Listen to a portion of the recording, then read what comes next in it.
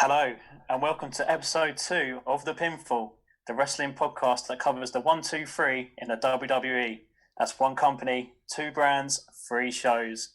On today's show, we're looking back at NXT Takeover 31, where we had 5 matches, 4 titles on the line, 3 takeover debuts, 2 NXT returns, and 1 great takeover. Joining me as always, we have Barnsey and Jordan. How are you doing, lads? Yeah, good mate. Feeling a little bit under the weather this week, but after watching that takeover show last night, I've had a little bit of a spring in my step today, and I feel great. So looking forward to digesting the action with you boys. Yeah, I'm all good as well, Wilbs. Thoroughly enjoyed the takeover as well. So yeah, looking forward to getting into this one. Excellent. Well, before we start with Takeover 31, we just want to ask everyone who's listening to please support our podcast by hitting the subscribe button on YouTube and following us on Spotify and wherever you get your podcast from. Also, please remember, we are on Twitter. It's at the Pinfall Pod. Right, NXT Takeover 31 went down on the 4th of October at the Capitol Wrestling Center, the new home of NXT. I thought it looked really smart. The screens, the lighting. We had fans in attendance for the first time in a long time. Really good move for the WWE and NXT. In the opening match, we saw Damian Priest defeat Johnny Gargano to retain the North American Championship in a really good opening match. Let's start off with Damian Priest. I thought it was really good. His stock is rising. The more I see of him, the more I like him. Do you guys agree? You literally just sort of took the words out of my mouth. Then I was going to say, the more I see of him, the more I enjoy him as well. I think he has a massive future within NXT. They've put him with some big names already, which is just going to help improve him. Great match with Gargano, rightfully won, and yeah, massively impressed with Priest. He looks good, he talks good, he wrestles good. I wouldn't be surprised come April when it's the Mania takeover that he would be in the main event. I wouldn't be shocked at all with that. Yeah, I completely agree with you guys.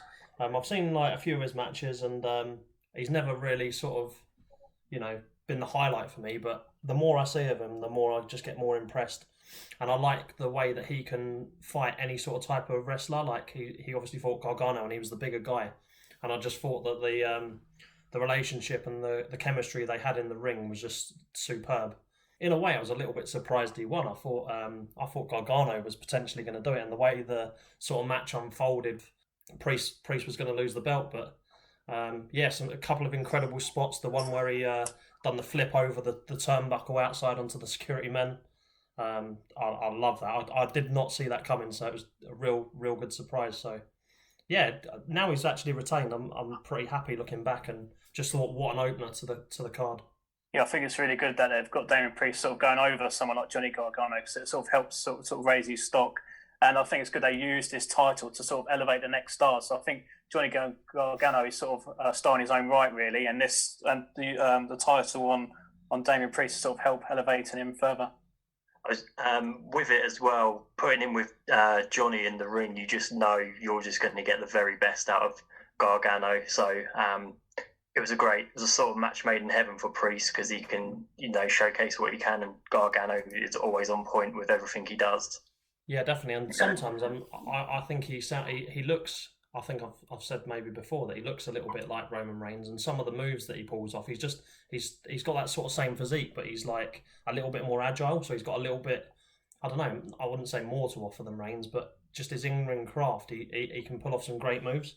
And his character talks about creating a legacy and living forever. And with takeover performances like that, he's definitely gonna stay in my mind for the coming weeks.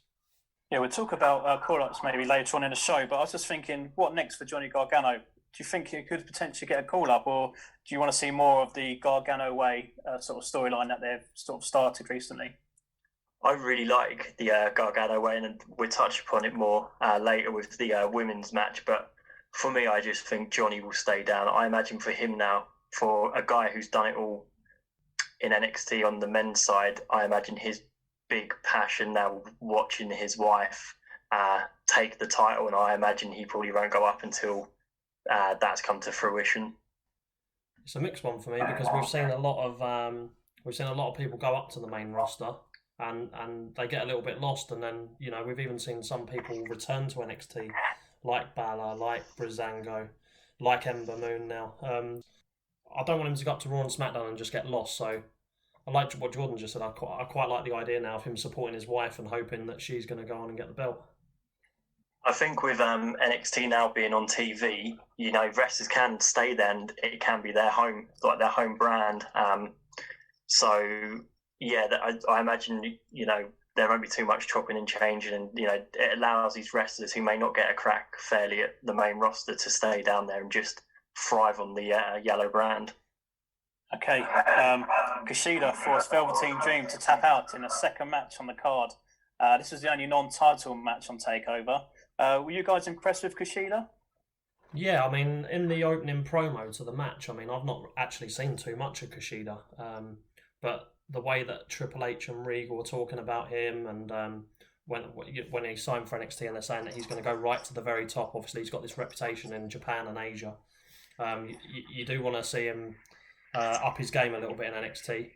And obviously getting a win over someone like Velveteen Dream, who, you know, even a few months ago was competing for the NXT title, it does feel like it's a big moment for him. I actually thought the match was really, really good as well. I like that, you know, he's a bit of a submission specialist, but he's got sort of a high-flying, creative approach in the ring as well.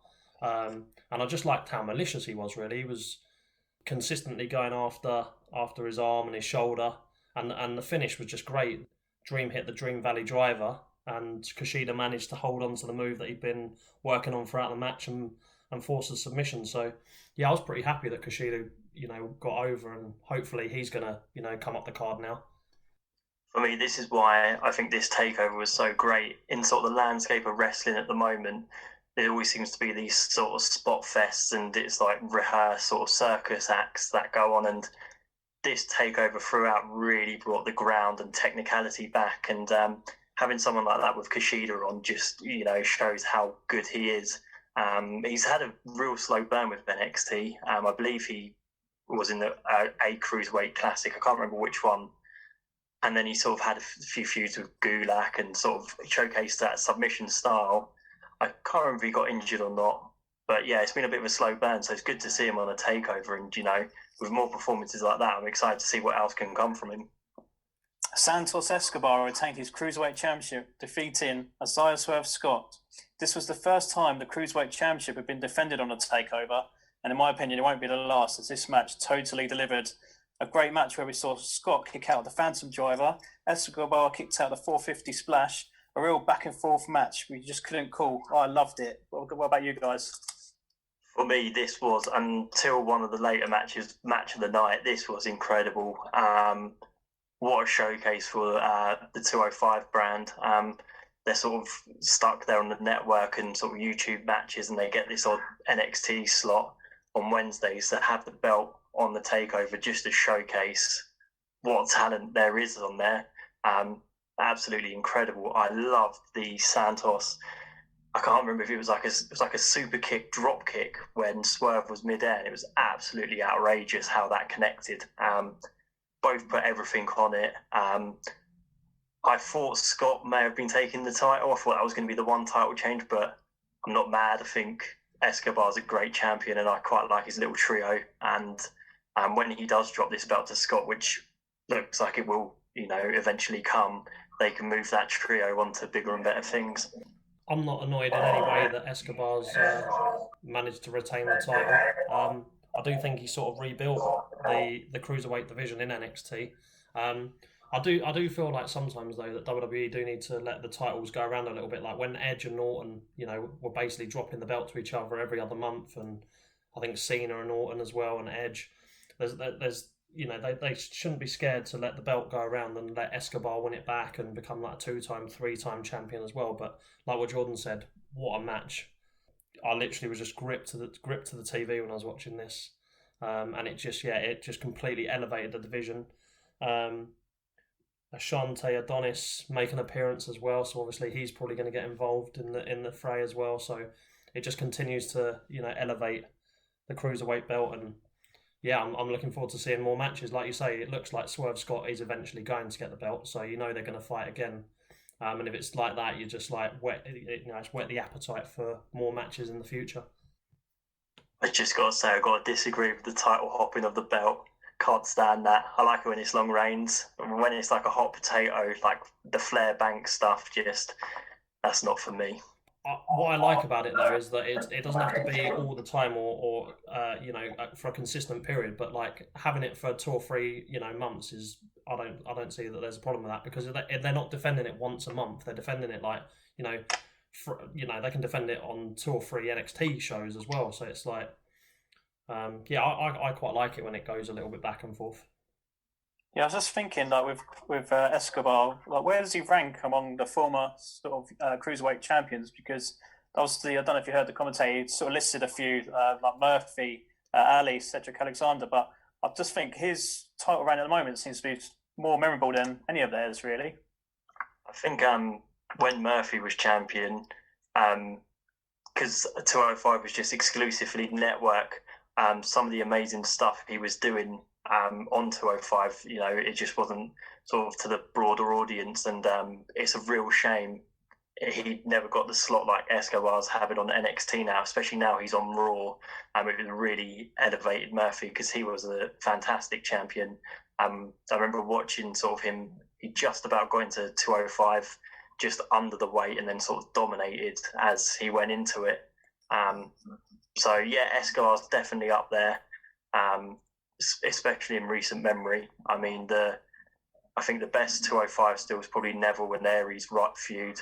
That match they put in Mania. I think that'd be some feat to beat that feud, but he's definitely up there for me. Yeah, it's good that he's got a faction as well. Like, and he plays the heel really, really well. Even in his promos and work, not just in the ring but out the ring. And hopefully he's going to continue, and they're going to be able to get some more talent to go up against him, because you don't want them just to absolutely bore the life out of everyone with Swerve Scott every month. But if they deliver what they delivered this takeover, you'll watch it every week. In the next match, Io Shirai beat Candice LeRae to retain the NXT Women's Championship. So before we discuss what happened after the bell, what did you think of the match? I thought it was absolutely amazing. I loved how it ebbed and flowed. Had a great finish. The Spanish fly and the moonsault. That Spanish fly, just no matter who does it, it just always looks spectacular. Just the body's flying through the air, taking a big hit, and just the way that Io Shirai just bounced straight back up, hit the moonsault. It was great. I mean, you had the issue with the referee. So Gargano comes down, and as soon as he come down, I was like, right, that's it. She's won the belt. But Io Shirai obviously managed to kick out, and then when he gave her the belt and she's hit Shirai over the head with it, I was like, again, that there's no way she's getting up from this, and she managed to kick out. So the surprise factor was there at the end as well, and I just thought that everything, it was all concocted together really nicely to pull off a really good match. And I think the only thing for me was I really sort of wanted Candice LeRae to win, but we're still in the era of Io Shirai, and she's a deserving champion, I suppose, as well, because she produces every time she's in the ring. Yeah, I was going to say, I really wanted Candice as well. The match was quality. What I loved about it was you really didn't know who was going to win. Loved all the heel tactics. The Gargano way is really growing on me. And I think Candice as well, since turning heel, has just really gone up a level. I think she's so good at it. For someone who was a very supreme baby face as well, she's just great. And I really thought if one of them was going to get the belt, this would have been it. I don't know what I really think of Io. I don't know. There's something about it I just can't seem to get behind. I don't know what it is. She's a great wrestler, but I really thought this was Candice's time, and it's definitely going to be on the horizon the way they performing at the moment. Well, you say that, but we've also got a couple of NXT returns. First off, we had Toni Storm, who appeared on the screen and announced that she was coming to NXT. And then after that, we had a video package thrown up from last week's teaser video, which was hinting at a returning champion. And we've got Ember Moon back on NXT. So the women's roster now on NXT is looking really strong. Yeah, I thought it was really random to have, all these these montage packages of, returning Ember Moon, and then it was sort of stuck behind Tony. I thought it was really weird timing to have. I know both the women's champion was in the ring, so you need to have them both then, but it just seemed a little odd to have. It sort of almost took the shine off Ember a little bit, but both fantastic wrestlers. I'm well excited for Tony. She had some incredible feuds on NXT UK with Rhea, so I hope they can reignite that. She was the NXT UK champion and really led the start of NXT UK. She was great in the Mae Young Classic, and yeah, she's just going to bring a wealth of talent to NXT. Ember Moon, great wrestler, but again for me, she's sort of my female Apollo Crews. I just find her a bit bland, but that's just me. But it takes away nothing from her in-ring ability. Yeah, like what you said about them announcing Ember Moon after Tony Storm was in the ring. I thought once they cut to the promo and the motorbike was cycling, and I thought, oh god, Storm's ill, we're about to have another tear up. But obviously she come out, and then you could tell that it was Ember Moon. So I'm pretty happy. I mean, you posed the question earlier about Johnny Gargano going to the main roster and returning, and how would he fare? I sort of feel like he could potentially have done what Ember Moon's done, because she went up to the main roster, started on fire, and then she sort of lost her way, was getting put in tag matches and whatever else, and then obviously got the injury, so she's been off TV for a while.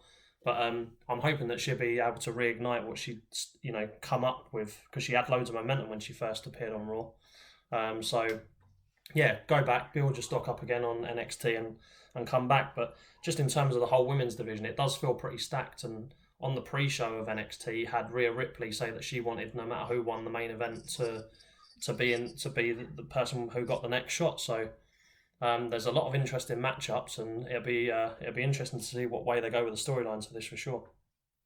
Yeah, I think it's really good that Ember Moon's back on NXT. I was such a huge fan of her, especially in NXT before she got called up. Like some of the matches she had with Asuka were really, really good.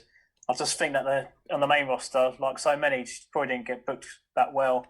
But matches back in NXT. Let's see what she does now. I'm sure a feud with Io Shirai's on the cards. I just want to quickly say, Matt, when Tony came off the screen and the bike came, were you getting flashbacks to Taker at Mania? Do you think she's getting a sort of Taker moment? Get a bit of rock music going. Okay, main event time. We had Finn Bálor retain his NXT Championship, defeating Kyle O'Reilly, which I just thought was an unbelievable match. Just such a great match. Maybe up there for one of the matches of the year so far. Do you agree? I definitely agree. I loved that it was sort of a bit of a throwback. I completely loved the whole build up. I loved that on the show going into the takeover, you had the face to face with Shawn Michaels. I love the way they both come across. I like the fact that you can have a match with not having to have beat ups, or you can have respect for one another, and then go at it in the ring and just put on an absolute clinic. I think even reports after the match have said that Balor's got a broken jaw, and it looked like that there was some bleeding from O'Reilly, so they literally left everything in that ring. Yeah, I don't really know what to say. It was just unbelievable. I loved it from start to finish. Yeah, I mean, it sounded like the main roster should do more, where they just give those guys a bit of time, let them really feel out the match, and let the story unfold how they want it to. Because by the end, there was no real those high flying big spots or anything, but they're bloodied from just sheer submissions, roughhousing, just sheer class, and it was just refreshing to see a main event like that, where it's not bleeding each other with chairs, and just having like you say, a classic throwback 1-to-1 match. And it was almost a free hit having O'Reilly in the main event. No one really knew what to expect. He's obviously been on the indie scene, had a great singles career, but in WWE he's always been part of a tag team. No, I was going to say, it was interesting to see that Michaels obviously was holding him quite high regard in the face-to-face, and obviously you knew the respect that Bálor was facing. And I think in WWE, or even NXT, or whatever platform you're on, or anything in life, when you get an opportunity, you've got to take it, and you feel like he's really taking it, because there's no way that this match was ever going to be booked if Karrion Kross was still the champion, if Keith Lee hadn't got the call up. So things just happen for a reason, and now you're like, people who, Finn Balor said it in the face to face. People don't, on the fringes of wrestling, don't know Kyle O'Reilly. They don't know what he's got, and he's now been given that platform to prove just how good he is. And my God, he's taken it. And now you're like, oh, one day if he'd have a good match with someone like Timothy Thatcher. Who else? You're fantasy booking other matches that he can have now, and it's great. And like going on from it, from like back when the Undisputed Era was sort of having that feud with Dexter Lumis, he was almost like the comedy character doing that, the psychiatrist and stuff. And now he's sort of like, he's transformed from being the comedy guy of Undisputed Era to being almost like the number 2 behind Adam Cole, which, everyone probably thought was Roddy Strong. But now he's just, like you say, he's stepped up, he's been given an opportunity, and he's just literally taking it with both hands. Yeah, after the match, we saw Adam Cole get carried out by Ridge Holland and dumped by the side of the ring. This is probably, does this look like we're going to have a feud between the Undisputed Era and Ridge Holland? It's strange because you sort of feel like there's a looming draft, and is it just a swerve so people think Undisputed Era aren't coming up, or is it a way to, have Adam Cole now blame the other 3 or the other 2 for not having his back, and he goes up singlet? Or are we going to see a split of Undisputed Era? It's great because it's posed more sort of questions and answers, and they clearly have high stock in Ridge Holland. And if you put him with Cole and this is the feud, it's only going to help elevate him. If you get these stars like Priest has had with Bálor and Gargano previously, now if you put them with the right people, you can definitely elevate their stock and make them feel like the main event as you want them to be. Yeah, Ridge Holland's definitely an interesting one, because the 2 things I think about as soon as you say the name Ridge Holland are, one, that he's English and he played rugby over here, and 2, the match he had with Gargano where he almost nearly ended his career dropping him on his head and breaking his neck. It was like, oh dear. But putting him in the ring with Adam Cole, they obviously got real high hopes for him, and like we've said before, I think Adam Cole is one of our favourite wrestlers at the Pinfall. So putting him in the ring with Ridge Holland might give him a little bit of experience of being in a big takeover match potentially, or even just on an NXT show. So yeah, like you say, it's going to be interesting considering there's a draft coming up, and I think it is time for the Undisputed Era to go up. I mean, what more can they do, really? Okay, so with the draft approaching this week, with SmackDown and Raw, we're not too sure how NXT are going to be involved so far. I guess we could sort of maybe try and predict a few sort of call-ups. Is there any people or persons or groups that you would like to see called up to the main roster? I was just going to say, my money, I think, if I had to put money on someone going up, it'd be Tommaso Ciampa. He's been off for a while. He came back and sort of ruined Jack Atlas, but then he sort of disappeared again. Sort of, are they keeping him now on the sidelines? With him as well, because he's come back from so many surgeries and injuries. How much time has he got left?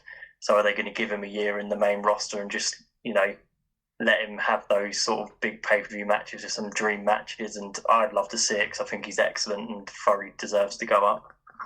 Yeah, it's an interesting time, not only in wrestling but in the world, because obviously we've got this, the coronavirus pandemic going on. So you are wondering if like the NXT wrestlers are in their own separate bubble and can't really alternate between shows and whatnot.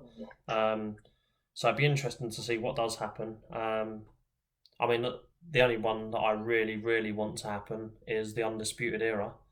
And failing that, I think, Rhea Ripley's built such a big stock now on NXT that she's almost got to go up as well. But yeah, Tommaso Ciampa's probably quite a good shout. Obviously now we've got Retribution on Raw and they've taken up my favourite, Mercedes Martinez. Who else we got? The guy who... Yeah.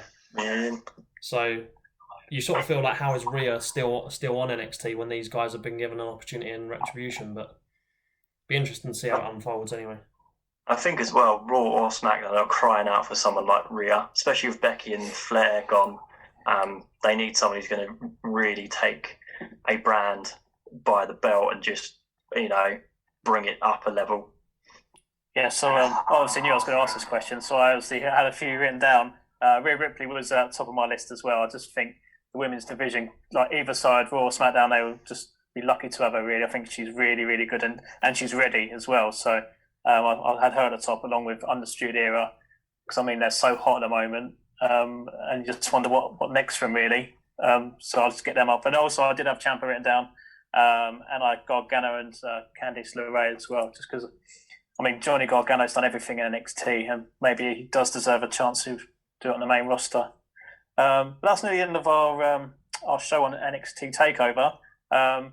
Just to recap again, just thought it was an unbelievable pay-per-view, one of the best NXT takeovers there's been. Yeah, definitely. Just start to finish, 2 hours, 25 minutes of pure wrestling quality. More of the same, please. Yeah, the new home's great, having fan faces around, and be interesting how they utilise them, like SmackDown did throwing Uso over the monitor. So I imagine with NXT sort of creativity, they're doing some fun things with that. And yeah, start to finish, promo packaging as well. And we say it all the time about NXT, it's just absolute money, and they make every fight feel massive. So yeah, thoroughly and great NXT. I don't know if it was better than 30, but it's definitely one of the better ones this year. I think when you looked at the card, it wasn't as stacked as probably Takeover 30. So I think from the surprise element of it definitely delivered.